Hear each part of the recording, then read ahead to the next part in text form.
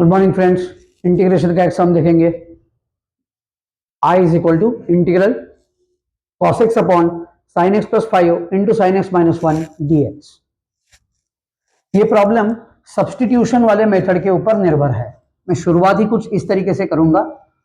Late sine x is equal to t. पहले आगे बढ़ने से पहले आपको समझा देता हूं कि मैंने साइन एक्स को टी क्यों कहा है। जो टर्म न्यूमरेटर में मौजूद होती है, अपने आप से सवाल करना है कि वो टर्म किस ट्रिग्नोमेट्रिक फंक्शन का डेरिवेटिव है। यहां पे न्यूमरेटर में मौजूद है cos x, वो sin x का डेरिवेटिव है, इसलिए मैंने sin x को t माना है। तो आगे बढ़ूंगा, डेरिवेटिव निकालना होगा।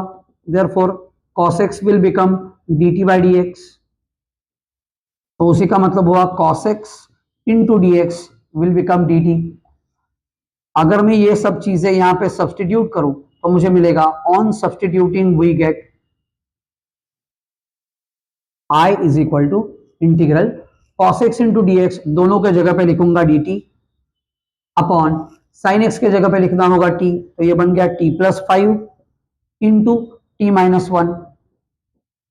That is I can write I is equal to integral 1 upon T plus 5 into T minus 1 d t. इसके आगे ये जो प्रॉब्लम सॉल्व करना है उसके लिए मैं मेथड इस्तेमाल करूंगा, मेथड ऑफ पार्शियल फ्रैक्शन। तो कुछ इस तरीके से लिखेंगे। मैं इसे बोल देता हूं इक्वेशन नंबर 1। आगे मैं लिखूंगा let 1 upon T plus 5 into T minus 1 is equal to, मैं लिखूंगा A upon T plus 5 plus B upon T minus 1। इसे बोल देता हूं इक्वेशन नंबर 2। इसकी अगली टर्म क्या होगी, that is 1 upon T plus 5 into T minus 1 is equal to, cross multiplication करूंगा, A into bracket T minus 1 plus B into bracket T plus 5 whole divided by दोनों का product T plus 5 into T minus 1। यहाँ पे दोनों का denominator same है, बीच में is equal to sign है, तो बीच में इज इक्वल टू का साइन होना और दोनों का डिनोमिनेटर सेम होना, इसका मतलब है यहां का न्यूमरेटर और यहां का न्यूमरेटर भी इक्वल है। तो मैं आगे लिख सकता हूं that is left hand side का numerator is equal to right hand side का न्यूमरेटर। इसे मैं कहूंगा इक्वेशन नंबर 3। ऐसी कौन सी टी की वैल्यू है जो मैं यहां पे सब्स्टिट्यूट करूंगा तो टी माइनस 1 वाला ब्रैकेट 0 हो जाएगा। मुझे पुट करनी होगी t is equal to 1। I am going to write putting t is equals to 1 in equation 3 we get, मुझे मिलेगा 1 is equal to a into bracket 1 minus 1 plus b into bracket 1 plus 5। इसी का मतलब हुआ 1 is equal to a into bracket बनेगा 0 plus b into bracket बनेगा 6। तो इसका मतलब a into 0 तो चला गया, तो मतलब हुआ 1 is equal to 6b। इसका मतलब हुआ 1 upon 6, ये वैल्यू आ गई है b की। जैसे मैंने t माइनस 1 ब्रैकेट 0 करने के लिए, मतलब t माइनस 1 इस ब्रैकेट की वैल्यू 0 करने के लिए मुझे t is equal to 1 substitute करना पड़ा, बिल्कुल उसी के मुताबिक अभी मुझे t प्लस 5 इस ब्रैकेट की वैल्यू 0 करनी है, तो मैं सब्स्टिट्यूट करूंगा t is equal to minus 5। I am writing now putting t is equal to minus 5 in equation 3 we get 1 is equal to a into bracket minus 5 plus 1 plus b into bracket minus 5 plus 5। इसका मतलब हुआ 1 is equal to a into bracket minus 4 plus b into bracket हो जाएगा 0। तो इसका मतलब हुआ मैं लिख सकता हूं 1 is equal to minus 4a plus b into 0 तो चला गया, तो उसी का मतलब हुआ a की वैल्यू मुझे मिल गई 1 अपॉन माइनस 4। जैसे मुझे यहाँ पे b की वैल्यू मिली थी 1 अपॉन 6, बिल्कुल उसी की तरह a की वैल्यू मुझे मिल चुकी है 1 upon minus 4। Substituting the values of a and b in equation number 2 we get, क्या मिलेगा मुझे, I am going to write 1 upon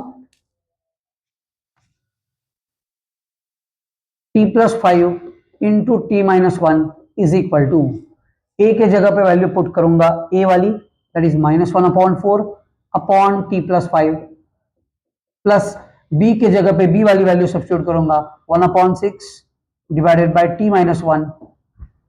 अगर ये value 1/t+5 into T minus 1 की ये वैल्यू अगर मैं इक्वेशन नंबर 1 में सब्स्टिट्यूट करूं तो इंटीग्रल का सम कुछ इस तरीके से दिखेगा। I am going to write on substituting in equation 1 we get I is equal to integral 1/t+5 into T minus 1 के जगह पे मैं ये वैल्यू सब्स्टिट्यूट करूंगा तो कुछ इस तरीके से दिखेगा -1/4/t+5 plus 1/6 upon T minus 1, बाहर वाला dt एज इट इज होगा। That is I is equal to, यहां पे सेपरेट इंटीग्रेट कर देता हूं, integral -1/4/t+5 dt plus integral 1/6 upon T minus 1 dt। उसी का मतलब हुआ I is equal to -1/4 constant है, बाहर ले लेता हूं, अंदर बचेगा 1/t+5 dt प्लस 1/6 बाहर ले लेता हूं, अंदर बचेगा इंटीग्रल 1/t माइनस 1 dt। तो I इज इक्वल टू बाहर वाला -1/4 एज इट इज 1/t+5 का इंटीग्रेशन होता है log of t+5 upon t का coefficient 1 plus 1/6 as it is रखता हूं। 1/t माइनस 1 का इंटीग्रेशन होता है log of t minus 1 upon t का कोएफिशिएंट 1, अंत में आएगा प्लस c।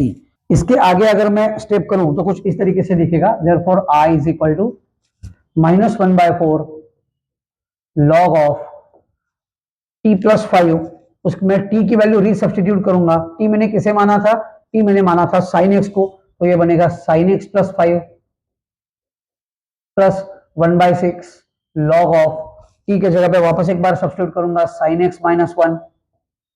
दोनों इंटीग्रल निकाल के हो चुके हैं, आगे आएगा प्लस c। इसका मतलब हुआ जो दिया हुआ ओरिजिनल प्रॉब्लम था integral cos x upon sin x plus 5 into sine x minus 1 dx, उसका फाइनल आंसर मिल चुका है -1/4 log of sine x plus 5 plus 1/6 log of sine x minus 1, अंत में आएगा प्लस c।